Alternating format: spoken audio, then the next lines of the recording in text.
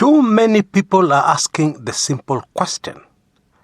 Hii maneno ya Waiguru, Her Excellency the Governor of Kirinyaga, itaendaje? I believe there are some people who may not understand why that question is being asked. To some Kenyans, the outcome is very obvious. They believe that nothing will come out of it. They believe it is same old, same old.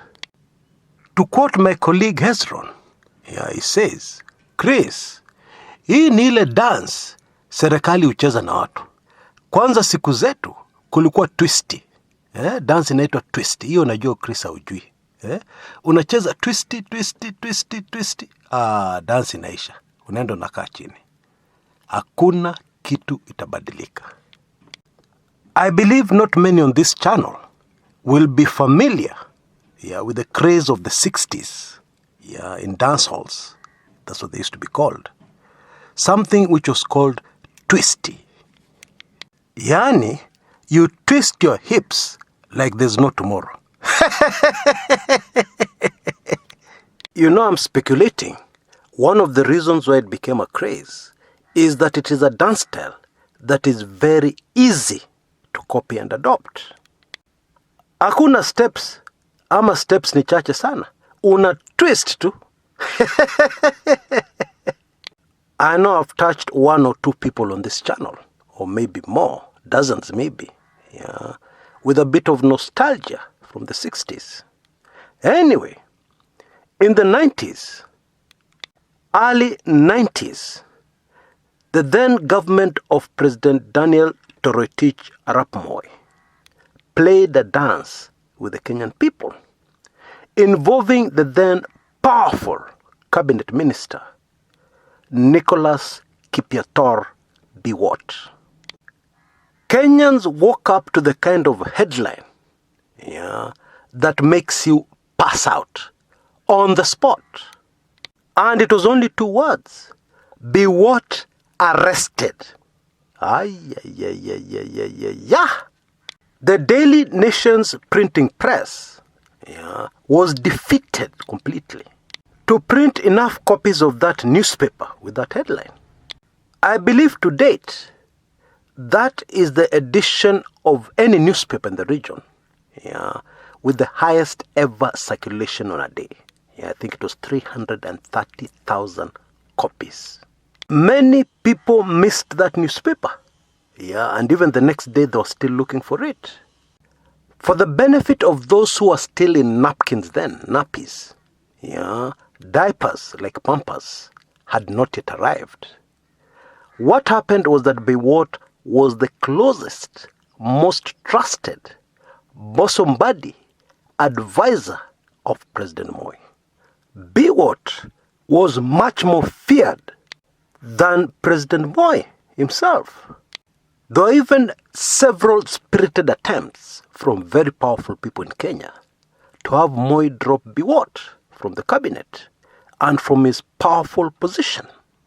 Moi stubbornly resisted them all, and at one time referred to Biwott as his kirigit, that's Kalenjin, for the cow that leads the other cows home. And over the years, Biwott became the kind of character that Kenyans hated with all their hearts. I think you can now understand a little better why that headline was such a shocker, and why many Kenyans laughed as they read it. Biwott arrested. Ni kweli? Hapana, lete gazeti. Hii si kweli. Kweli? Niambie ni kweli. What? Kenyans were delighted. Many Kenyans. But still many could not believe it. Anyway, in retrospect, it ended up being yet another session of twists, as Hezron refers to it. A dance to delight the public. And when that dance ended, things went back to normal. There were very strong rumors that actually Biwott never saw the inside of any police cell or prison in Kenya. Instead, he was housed at the GSU headquarters in a comfortable room, and kept away from the public. For the day or two that delightful dance to Kenyans lasted. So, is this Waiguru Manenos really yet another dance hosted by the government of Kenya? We shall dive very deeply into that topic shortly. But first, our usual heads up segment. And today I'm going to share something super fascinating. As you know, in this heads up section, we either announce products or services, or we give you a heads up on something super fascinating and of great interest to the public. And we have quite a number of your products and services lined up that will start appearing from early next week. And you know what you need to do? Shoot me a quick email telling me the product or service you want promoted, that you want me to give people a heads up about, and especially its benefits, how it will help people on this channel. Now, cat or miraa is legal in Kenya, but it is illegal, not allowed, in an increasing number of countries all over the world. For instance, in East Africa, it is legal in Kenya and Uganda, but in Tanzania, it is banned. And so recently, somebody's wife, a Kenyan, was traveling somewhere, and somehow, during their flight, they ended up being held up, arrested, locked up in Turkey. And for a seemingly innocent thing, they carried a bit of miraa for a friend, less than 2 kilograms, about 1.8 kilograms. Now, this heads up is for you to be very careful, and even your loved ones to be very careful about this miraa business outside Kenya. Because, for example, in Turkey, it's not very clear, because you can buy and sell cat. It's legal to buy and sell, although you need a license for it. However, it appears illegal to purchase it. Don't ask me to explain that. That's just the confused way the situation is in Turkey. That means that this unfortunate Kenyan may have quickly Googled about Turkey and found that actually it's okay. But they may not have taken time to read the confusing details, the small print. So that's a heads up for you.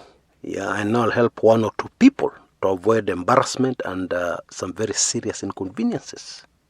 And I guess all of us know that this thing is banned in the UK and in the States as well. Right, back to Waiguru. It is absolutely true that the governor of Kirinyaga is a survivor. She was the very first cabinet secretary for devolution in the Uhuru Kenyatta government in 2013. And she ended up being cleared of any wrongdoing over the famous, or shall I say infamous, NYS scandal.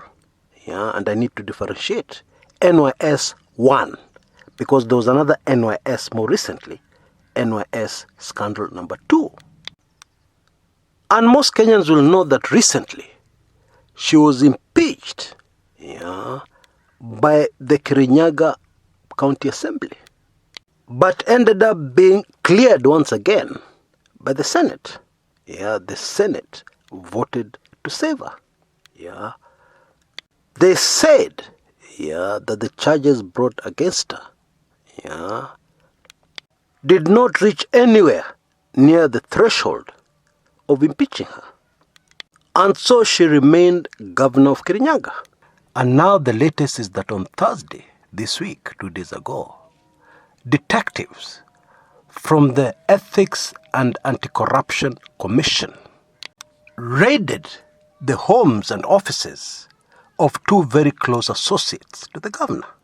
These were the homes and offices of her chief of staff, Stella Bongoko, and the chief finance officer, Patrick Ndathi. And they took away computers and other electronic devices, and said that they expected to find some evidence there against the governor. These raids excited some Kenyans. In fact, many Kenyans were very excited. Many county assembly members from Kirinyaga were also upbeat about this latest development. But many other Kenyans are suspecting that it is yet another session of twist. It's a dancing session, and nothing, absolutely nothing, will come out of it. But for closer observers of the situation in Kenya, this may not be a foregone conclusion. Why? There are a few things happening in the background that may suggest that this may actually not be a dance at all. It may be the real thing. Now, in politics, when people start avoiding you, start refusing to take your calls, it means something. Actually, it means a lot. Now, fascinatingly, in the case of the Kirinyaga governor, both sides of the political divide are keeping a safe distance from her. Why? Well, we know that at one point she was associated with the deputy president's camp.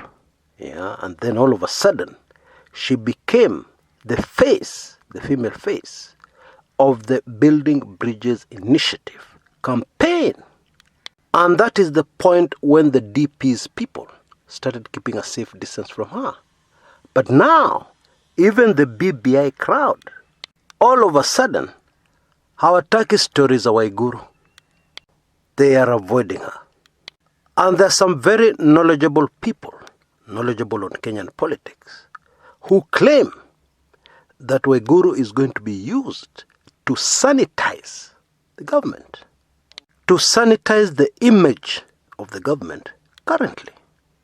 Because there's a perception amongst Kenyans that there are some people within the administration that are untouchable.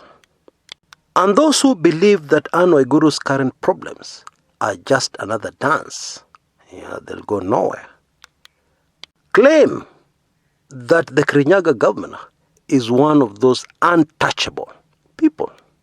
There are clear signs that State House is very concerned about these developments. And of course, one of the very effective ways of changing this perception is by making a few examples. And some people think the Kirinyaga governor will be one of those examples. That would explain why the BBI crowd are avoiding her. And that would also explain the raid on Thursday, allegedly to get evidence against the governor. For people to call you untouchable, they must have noticed that the state machinery is on your side. And so, when an organization like the Ethics and Anti-Corruption Commission starts searching around for evidence against you, many believe that is a clear sign that the person in question is no longer untouchable.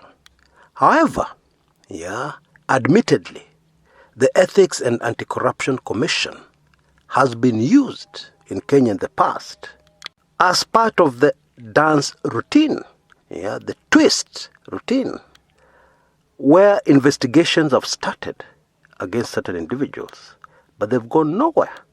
So, what do I think?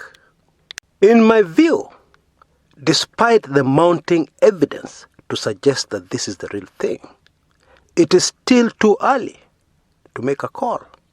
It is still too early to say for sure whether this is yet another twist session or it is the real thing. We will just have to wait and see. Until next time, this is Chris Kumekucha.